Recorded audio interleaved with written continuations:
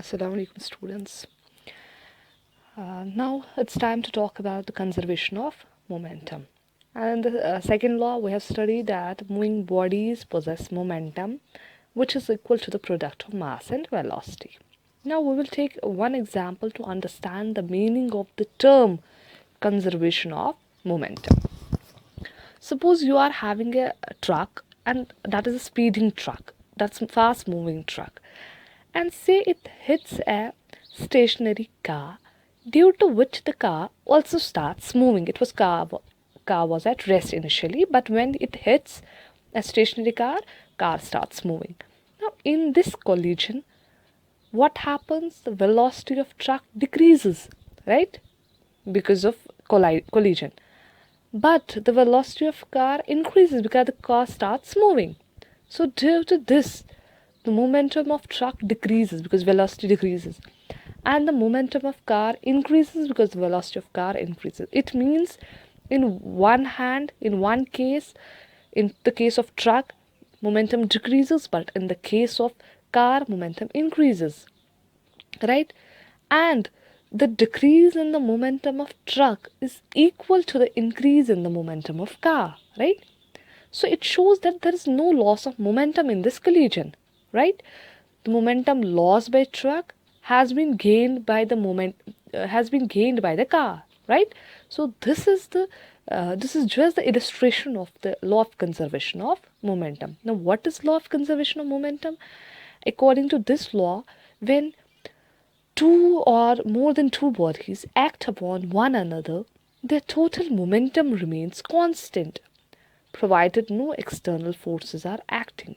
It means in an isolated system, okay, whenever one body gains momentum, then some other body must lose an equal amount of momentum. That is, momentum is neither created nor destroyed, and it is just changing.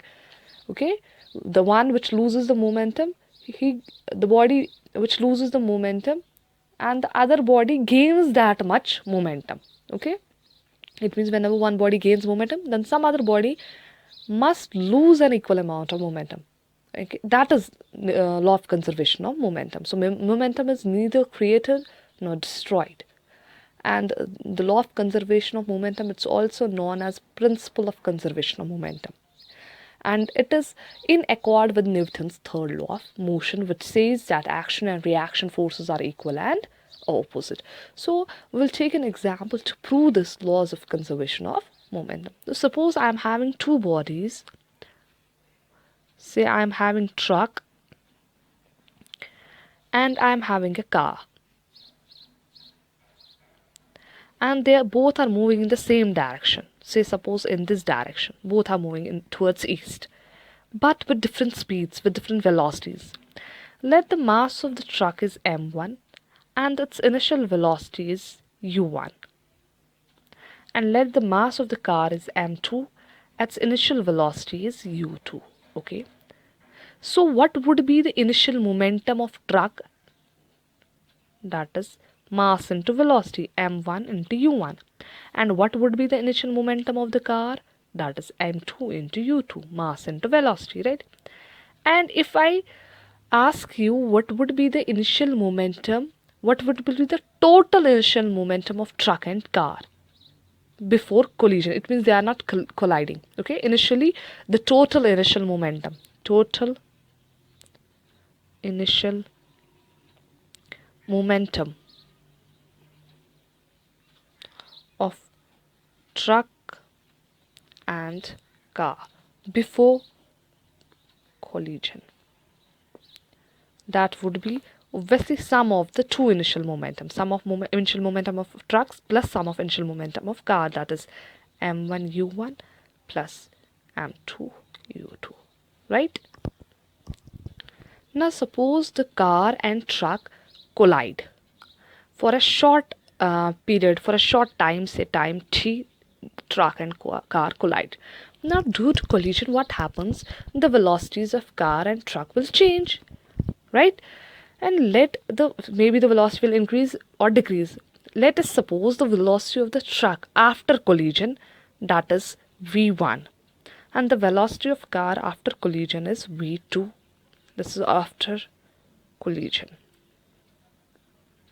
Okay. Now, what would be the momentum of the truck after collision? See, the mass of the truck is same as m1. Now, what would be the momentum here? Mass into velocity, and velocity here is v1. And what would be the momentum of the car? Mass is m2 and velocity here is v2. And what would be the total momentum, total final momentum? That means total momentum, final momentum. That means momentum after collision. Final momentum here means momentum after collision. Here it was before collision, right? And it would be obviously sum of these two momentums, m1 v1 plus m2 v2. Okay, is this clear? Now suppose that during collision what happens, the truck exerts a force F1 on the car. Okay, this is truck and this is car. Now obviously when they collide, truck will exert some force. Say truck is exerting force F1 on the car, and in turn car is exerting force F2 on truck, right? And let us find out the values of these forces. Okay? Now when the force F1 of the truck is acting on the car for a time t, what would be the velocity at that time? Definitely that gets changed from v1 to v2, right? So if I need to find the acceleration here, say acceleration 2, I'm finding the acceleration for car. Okay, so I'm writing a2. Now acceleration is change in velocity divided by time, and when truck exerts force on car, then velocity of car changes from, first it was initial velocity was u2, now final velocity is v2. So definitely velocity is changing. This is final velocity minus initial velocity, that is vt2 minus u2 divided by time. Okay, now if I want to find the acceleration when car is exerting force on truck, that means when F2 is exerting on truck, what will be the acceleration at that time? So a1, that is the final velocity of truck minus initial velocity of truck. And what is the final velocity of truck? That's v1 minus initial velocity of truck, that is u1. It means v1 minus u1 divided by time, right? Now we know that force is equal to mass into acceleration as per Newton's second law, right? So the force F2 exerted, this F2 is nothing but the force exerted by car on truck. Okay, and this F2 is equal to mass into acceleration. And what is the mass? This is the force exerted by car on truck. And what is the mass of truck? That is m1, right? Here you can see a mass is m1. And what is the velocity of truck here? That is acceleration a1, right? And what is the value of that? That is v1 minus u1 divided by t. If we will multiply this, it is m1 v1 minus m1 u1 divided by time. Now let's find out F1, force exerted by truck on car. It means definitely the mass of car. And what is the mass of car? That is m2. And what is the acceleration of car? That is v2 minus u2 divided by time. Now multiplying these, m2 v2 minus m2 u2 divided by time. Now force F1 exerted by the truck on car is the action, right? And the force exerted by car on truck is the reaction, right? The force exerted by truck is action and the force exerted by car is reaction. And according to Newton's third law of motion, action and reactions are equal and opposite. It means F1 is equal to minus times F2. So write the value of F1, that is m1 v1 minus m1 u1 divided by time, minus times. And what is the value of F2? That is m2 v2 minus m2 u2 divided by time. Time get cancelled. m1 v1 minus m1 u1 is equivalent to minus times m2 v2 plus m2 u2, multiplying by negative minus. Okay, so let us move this final velocities to one side and initial velocities to another side. Okay, so m1 v1 as it is, it will transfer here and it will become positive.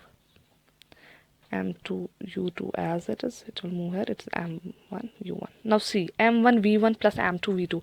What is m1 v1 plus m2 v2? That is nothing but the momentum after collision, total momentum after collision. It means it is total momentum after collision. And m2 u2 plus m1 u1, what is that? You can see here m1 u1 plus m2 u2, that's nothing but the total momentum before collision. So here you can see that we proved that total momentum before collision is equal to total momentum after collision. So it's obvious now, total momentum of the two bodies before and after collision remains the same. And this means that the momentum of the two bodies remains constant, conserved. And this result proves the law of conservation of momentum.